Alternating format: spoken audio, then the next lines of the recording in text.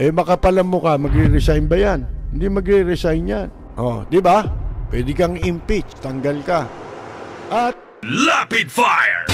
meron din tayong ipapanood na video, no? Tungkol po sa sinasabi ni Chis Escudero diyan po sa nagpapagin po na yung mga diligent vote, eventually, kababag sa kanya, hindi na talaga matulog. Hindi ko alam kung anong hugot nila, pero gaya ng sinabi ko, sa dulo, plenaryo magdedesisyon sa lahat ng bagay na ito, di ba? SSP, kung hindi kayo mag-convene as impeachment court bago kayo mag-adjourn, magsisis, walang impeachment court. So, walang tatawid sa next Congress. Tama po ba? These are all hypothetical. These are all hypothetical questions. Again, kayo naman nagtanong kayo, may posibilidad ba na hindi? Sabi ko, may posibilidad. Ngayon, lahat na nagtanong, di naman tutuloy. Hindi naman ganun yun. Di ba? Hindi naman ganun yun. Nagtanong kayo kaugnay nun, sinabi ko, may posibilidad. Pero hindi ko sinasabing yun ang mangyayari. I'm just being honest and frank and straightforward that there is that possibility always. But it has never happened in the past. Pero sir, may study na kayo, di ba? Well, once nangyari pala, nung nag-walk out yung prosecutors sa impeachment ni dating Pangulong Estrada, kung maalala nyo, nag-withdraw ang prosecutors doon, Sabi nila, ayaw na nila. At ang sabi ng Senado, isususpend na muna namin to hanggat hindi kayo nagpapakita hanggang nag-EDSA na. Tapos in-archive na lamang yung impeachment. Ganun na nangyari doon, But again, wala namang nagplano, wala namang nagsabi. Pero kung tatanungin nyo, posible ba yun ng mga panahong yun? May sumagot naman din siguro, oo. Gusto mo, run na lang para mabilis-bilis tayo. After LEDAP. Meron na ba kayong pag-aaral na ginawa? Kasi malamang yun na maging issue. Paano nyo Wala pang eksaktong pinagbobotohan ang plenaryo kaugnay sa bagay na yan. So, pwedeng pagbotohan yan ng plenaryo ng 19th Congress. Pero ano man ang desisyon namin, hindi pwedeng i-bind yung 20th Congress. So, pwedeng magkaroon ng ibang pananaw yung 20th Congress. Halimbawa, pwedeng sabihin ng 19th Congress, tatawid yan. Pero ang pasya ng 20th Congress, hindi tatawid yan. At i-dismiss nila. So, depende. Sa dulo, you have to understand, in Congress, plenary is supreme. It's not the decision or the voice of one member, even if he or she is the Senate President or an officer of the Senate or the House. Desisyon palagi ng plenaryo ang mangingibabaw sa anumang usapin. kahit anong suporta pa gawin nyo riyan, kahit si Sara Duterte po, buhusan ninyo ng holy water, isang drum na holy water, wala na po yan. Lumalabag kayo sa konstitusyon. Di ba? Maliwanag. Hirap Gawa rin ang gawa ng mga desisyon, ayaw panliwanagin. Nag-iiwan pa ng puwang para may pagdebatihan. So, Mr. President, His Honor, around 4 days ago, sent notice that the June 2, 4 p.m. appearance of the House panel prosecutors will be moved to June 11, 4 p.m.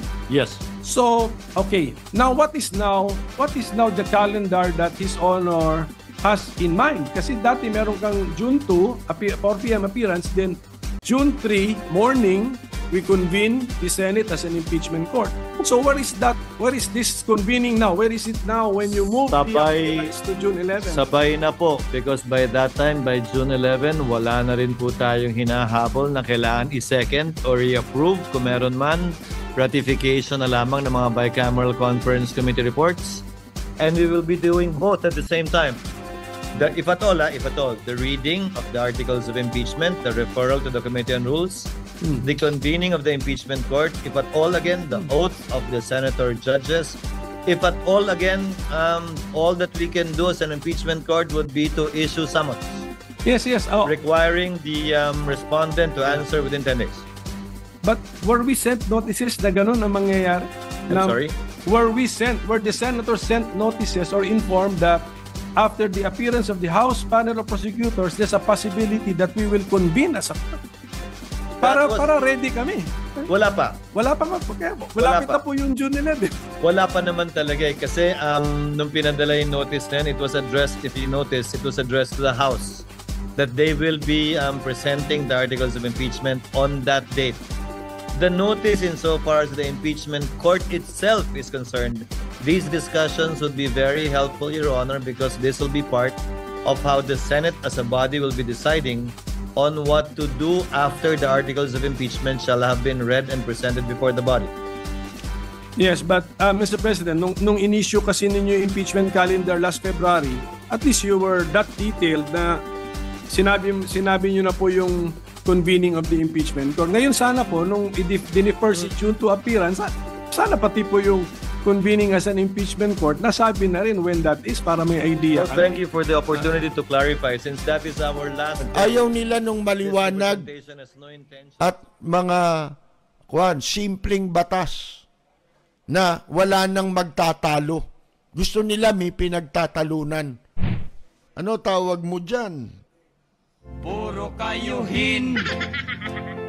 Puro kayuhin. Puro kayuhin. Puro kayuhin mga kaibigan kaya naman nila ginagawa yan para para makakamot sila ng likod. Sipin mo, nakapag-siisip-sip na sila sa presidente, pati vice president, baka ito'y maging presidente. Di ba? Baka ika nga hindi magtagal si Bongbong Marcos, katulad ng inaasahan ng marami mga kaibigan, na gagawa nila ng paraan para hindi makapagtagal yan. Meron pa siyang confidential fund. Confidential, di sikreto yun. Kung saan mo gagastahin. Wala nang pakialaman tao pagka inaprubahan kasi confidential Dahil pag sinabi niya, hindi na confidential. Anong kalokohan niyang naimbentong confidential funds na yan? Kung ako pala,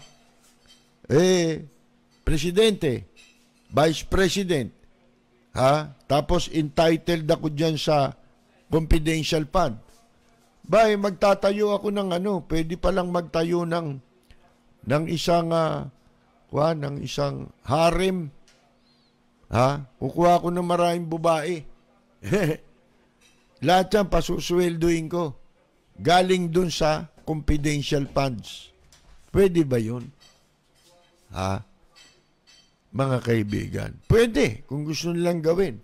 Kasi pinapayagan confidential fund Ano yan? Mga walang kaso?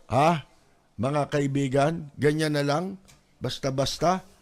Sabi nga sa inyo, wala pang 1 bilyon ng pondo ni Vice President Leni Robredo kada taon. Ang daming nagawa. Hindi dahil sa pera ng gobyerno, kung hindi dahil sa tulong at suporta ng private sector. Nakapagpatayo ng pabahay. Mga kaibigan, bakit siya tinulungan ng private sector? Para siya, sa kanya may tiwala. Wala sa gobyerno. Yung tulong na pinadadaan sa kanya. Ito po, si Percy Lapid. Maraming salamat at magandang gabi, Marcelino Libana! Nagmamahal sa'yo.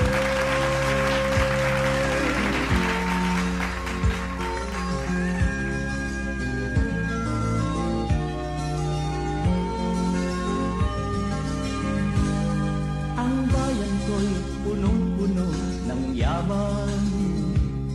Bakit ito'y kailangan pang iwanan? Hindi nga ba't anong sarap mabuhay ng